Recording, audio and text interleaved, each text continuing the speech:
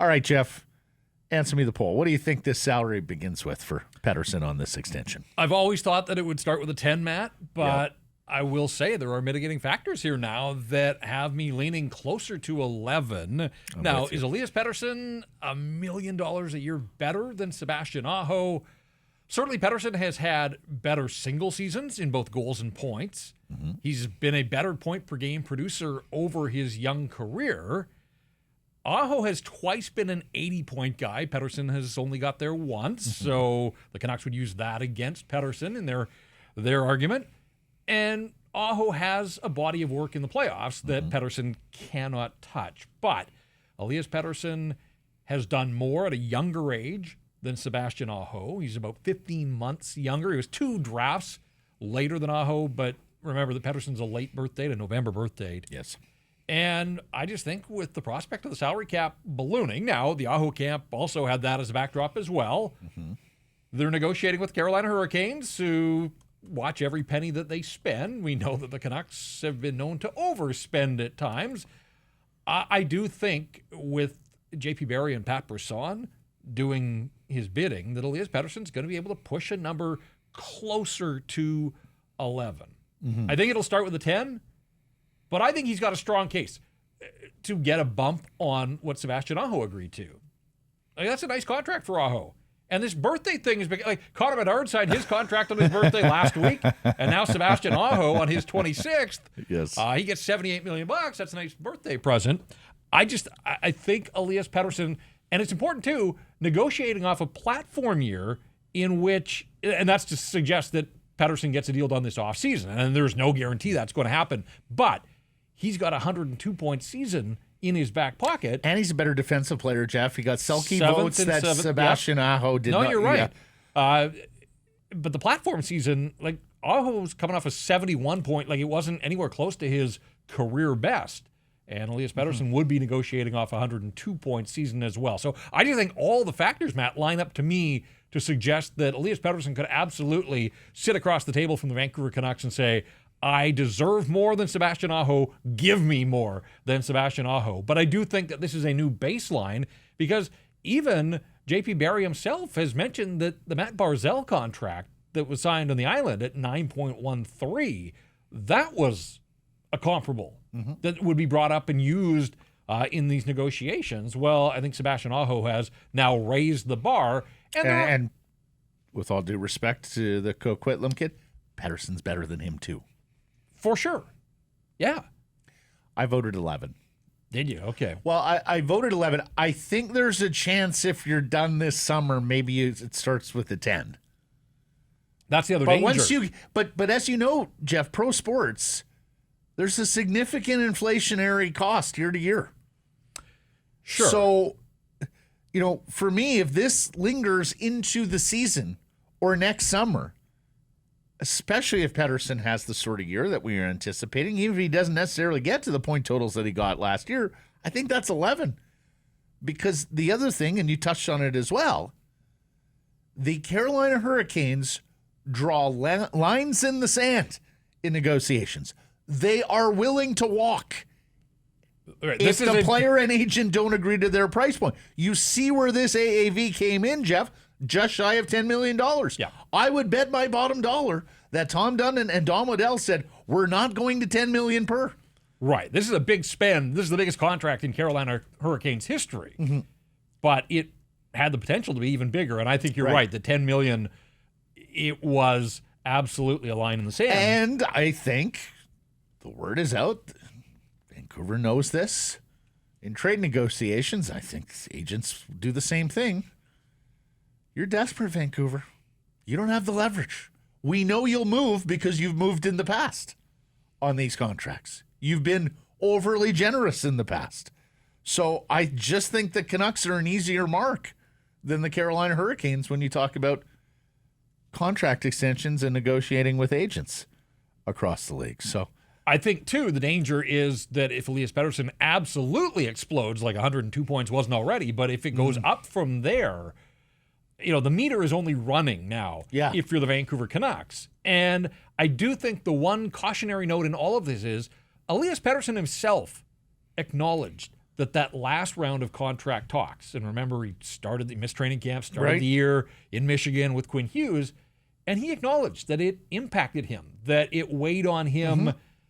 You know, I mean, the guy is an incredible hockey player, but I also think that, you know, he has shown us that he's a human at times, and, you know, like we're talking somewhere north of $80 million. You can understand how that would weigh on somebody. So I do think there would be a benefit for Elias Pettersson to get this done sooner rather than later, and certainly not have this be an issue a year from now when you would be in Matthew Tkachuk territory in Calgary, and then it could go sideways in a real hurry. And there's a part of me that wonders, Jeff, if we can play out the doomsday scenarios, there's a part of me that wonders whether Elias wants to wait and see if the Vancouver Canucks are worthy going forward. There's also a part of me that would worry he hasn't ever been made a top priority in an offseason. He's your best player. So I do wonder whether feathers are ruffled or could be ruffled. Again, that's the doomsday scenario. Hey, the dream scenario, Elias Pettersson comes to an agreement this summer, and it comes in team-friendly because he wants to leave some on the table to improve the supporting cast around him. But I think today's news takes anything with a 9, I think, out of the equation. I think you're right. If you were dreaming that the Canucks could get him on this contract, I would say that ship has now sailed. And, you know, we'll see where it goes. I mean, but I'm with you that really if you're Elias Pettersson and you're sitting back and you're thinking, all right, like Ian Cole and Carson Soucy and Teddy Bluger, they address needs, they can help with the penalty kill, but they don't do a lot to help with the heavy lifting around here. No. And so they don't really do much to set any kind of framework of what the first bunch of years of this contract would look like if you're Elias Pettersson. And the concerns have been, and they remain, that they haven't done a good enough job of surrounding him and Quinn Hughes with better players. And so, yeah, I could see if he and his camp want to sort of take a beat here. You know, where you say the Canucks haven't made him a priority, we don't know that the Canucks haven't been on the phone every day to JP Barry and saying, let's get this thing going. But I mean, in the past, Jeff. Fair enough. But because I've seen a lot on Twitter today, and people are saying, like, get it done. You know, just give him 10.5 and get it done. It takes two sides here. Like, Pettersson and his camp get a say in this. Like, it's not just the Canucks sliding a check across the table. 10.5 might get it done. That might be a starting point for these negotiations. And, of course, one thing that isn't quite as widely known or referenced when we talk about this, and we've had many agents and NHL executives mention this to us in the past, including our friend Chris Gear, who we're going to get to here in a second. But oftentimes, these contracts now work backwards towards average annual value. So, term, no trade clause, signing bonuses, when the signing bonuses come into play before you get into average annual value. The other thing that's big with agents that, again, we don't necessarily talk about perhaps as much as we should, fans and media, and that is percentage of the salary cap. That is a very good figure and tactic that agents will look at when they're signing these extensions. It's not just the average annual value and the term, but what percentage of the salary cap is your player taking? Because, of course, the salary cap is a floating target year to year. It has gone up minimally $1 million per season here over the last couple. But needless to say, it's taking a big jump next year, Jeff. And I do think that JP Barry and Pat Brisson and Camp Elias are firmly aware of that and will want to negotiate a percentage of the cap based on where it's likely to go in these coming seasons. A little bit of context here. There are currently, heading into this new season, 8 players in the NHL that carry an AAV that starts with an 11 or more. 2 of them are Connor McDavid, and Nathan McKinnon's new deal kicks in. Elias Pettersson is not in that stratosphere. Nope. There are 5 forwards. So of the 8, 3 are defensemen. Take them out of the equation. I know there are some that are thinking, okay, the Aho shoe fell. The Austin Matthews one is the other. Mm-hmm. Matthews is a better player. He's more accomplished. He's a better goal scorer. It's an MVP. And like, I'm curious, and this is me reading the tea leaves, I'm not convinced that Austin Matthews is going to go max deal with the Toronto Maple Leafs. Well, there's a lot of talk he's not going to sign max term. Right. Which is interesting. But hey, as you will. I mean, you leave money on the table, but I also think, like, Austin Matthews has given the Toronto Maple Leafs just about everything they could have asked since the day that they drafted him. If he doesn't go max term and agrees to 5 more years, like, you know, are they, in 5 years, a legitimate contention window for the Leafs? Sure. I think they're in one now. They just can't. Yeah. Well, they got out of the first round, but now they got to go a little bit further. But, you know, like, there's a part of me that thinks Elias Pettersson wouldn't want to leave $30 million on the table. No, but, no one would. But I could also see him, he's a pretty shrewd operator. I could see him saying to the Canucks, like, I'll give you 5 more good years, but I'm not giving you 8 because I haven't seen. Yeah.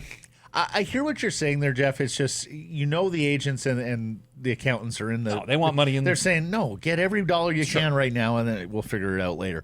I mentioned Chris Gear, former Canucks assistant general manager, his tweet on the Aho contract, the at Van Geerman. The Aho deal coming in at under $10 million is actually okay for the Canucks, in my opinion. Petey will likely get a little bump, higher platform year, point total, 2 years younger.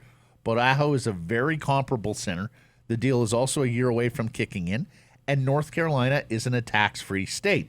It's another big thing that now comes into play. Sure. Tax-free jurisdictions. If you can play in Nevada, if you can play in Florida, and some of these places where your 10 million or your 11 million or 9 million goes a lot further than it does in a tax jurisdiction like British Columbia, Canada. Here's cap friendly. Most comparable. So you're on the side of this is pretty good for the Canucks. This is a decent comparable. Cap friendly. Other side of the coin. Sebastian Aho. Most comparable contracts. Alexander Barkov, Dylan Larkin, Bo Horvat. Barkov, 10 million times 8. Larkin, 8.7 by 8. And, of course, we know Bo, 8.5 by 8. And there may even be a difference there between Barkov, Larkin, and Horvat. But Pettersson better than those guys. Sure. You could make a case for Barkov, but he's not the point producer that Elias Pettersson is, as good as he is defensively, and he may be on the short list of centers who are better defensively than Elias Pettersson. So, going to be interesting to see where this goes and whether it's this summer or whether we're talking about something that is going to go in season, because as you know, Jeff, covering this club, an RFA at the end of the year, Elias Pettersson, even if he wants to say, hey, I'm going to address this in training camp and not again, will be something lingering over him and the hockey club as we go through the season. Yesterday, and we have talked this week, themed this week on the Vancouver Canucks and what it will take to get them into contender status for the Stanley Cup and what's prevented them from getting there to date. How many players away are the Canucks from Stanley Cup contention? We had 2, 3, 4, or other as options. 1,500 plus votes. What won the poll? I'm going to say that somehow optimism carried the day, and people are going to say 2. It was 4. No. They were with us, Jeff. Okay. 57% voted 4. All right. 24% voted 3. Only 11% voted 2. Good. And other got 8%. I misread the room. Eyes wide open. But I'm Canuck glad. Nation Yeah, is. no, I'm glad to hear that. Brent says 2. Unfortunately, their names are Connor McDavid and Cale Makar. We had some very humorous replies to you. It's been a good week in the comments on the Bodog poll question. Colin in Planning says new owner. And then Sazen for every season says, I love quizzes where there is no wrong answer. And yes, a lot of the polls here this week have been in the eye of the beholder. I wanted to get to this as well because we talked yesterday about what's holding the Vancouver Canucks back from being a contender, and we both agreed that second-line center, third-line center remain big holes. Realize JT Miller holds down second-line center right now and does so competently. A lot of us believe he's a better winger, get in on the forecheck, fewer defensive responsibilities, and if you were to happen to lose Pettersson or your second-line center to injury, he would be very capable as a fill-in. But a headline from Offside in the Daily Hive, the Montreal Canadiens have too many centers? Come on. How's that Is possible? there such a thing? Look, Nick Suzuki is their star. They acquired Kirby Dach a year ago at the draft. He's a big, young right shot center. Re-signed Sean Monahan after the year he had there. And just acquired our old friend Alex Newhook, the former Victoria Grizzly BCHLer from Colorado. Jake Evans, Christian Dvorak, Rem Pitlick. The other guys who can play center in the Montreal lineup, Jeff. Evans is a pretty handy player. Had a 13-goal year 2 years ago. Now, backslid terribly last year to 2 goals in 54 games. But he's on a 1.7 ticket, UFA at 2025. He was also pretty good in their playoff run before getting hurt. All right, got steamrolled. Yes. By Mark Scheifele. Dvorak with a 10-goal season last year. Now, he's more expensive at 4.45. Money would have to go the other way. But Dvorak, he's 27. Now, he's a lefty. Evans a righty. And then you got Pitlick, also a lefty, with 6 goals in 46 games last year. He's a $1.1 million guy, UFA next summer. He's the third choice here in terms of minutes played. He was down less than 13 minutes. Evans played 14 and a half minutes. Dvorak played nearly 17 last year for the Montreal Canadiens. Is there a guy there who can help the Canucks? Well, if you're dealing from surplus, if you're the Montreal Canadiens, is there someone there that makes sense for Vancouver? Well, of the three that you mentioned, Evans jumped out at me as the right shot guy. And penalty killer. And that 13-goal season. Now, it's the outlier because all of his other years have been 2 and 3 goal seasons. Well, but he had one. No, you're right. Sorry. I was looking at someone else. That's all right. I thought he had another double-digit goal season. He did not. But like my issue with Teddy Bluger as a third-line center is he can win faceoffs and kill penalties, but I don't think there's enough offensive flair there, not only to fill in if something goes sideways above him, but to me, in the contemporary NHL, I'd like on a good team, I'd like my third-line center to sort of be in the 30, 35-point range. Yeah. Christian Dvorak's totals in the NHL, 33-point season, 37-point season, 38, 31, 33, and then 28 last year in 64 games with the Montreal Canadiens. He's been productive and consistent around that 30 to 35-point mark. Yes, he has. And it's funny because when you mentioned Evans was 27, I don't know, Dvorak feels like he's been around a little bit longer than that. I was surprised to see that. He played young, as I recall. Right, and just turned 27 in February, so this will be his 27-year-old season coming up. Second-round pick back in 2014.